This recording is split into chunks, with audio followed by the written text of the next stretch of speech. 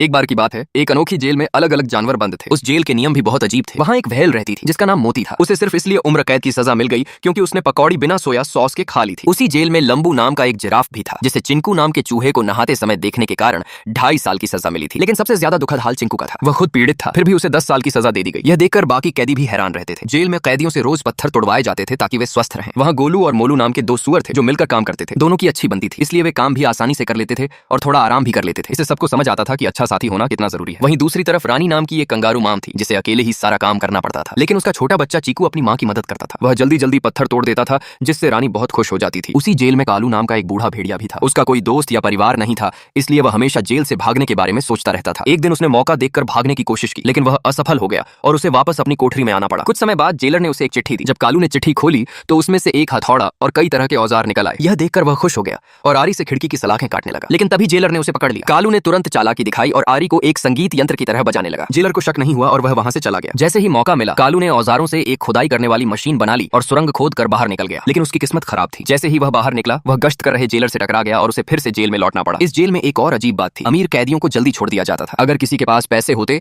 तो उसकी सजा कम कर दी जाती थी। इससे बाकी कैदी बहुत नाराज रहते थे। एक रात कालू ने फिर से भागने की योजना बनाई। अंधेरे का फायदा उठाकर वह जेल से बाहर निकल गया। जेलर उसका पीछा करने लगे तो वह एक लैंप की तरह खड़ा होकर छिप गया। उसे लगा कि इस बार वह जरूर बच जाएगा। लेकिन तभी उसकी नजर एक चमकदार बोर्ड पर पड़ी। वह उसे देखकर अंदर चला गया। असल में वह एक जाल था जो जेलर ने उसे पकड़ने के लिए लगाया था। जैसे ही कालू अंदर गया, वह फिर से फंस गया। इस तरह कालू की आजादी का सपना एक बार फिर अधूरा रह गया और वह उसी अजीब जेल में वापस कैद हो गया।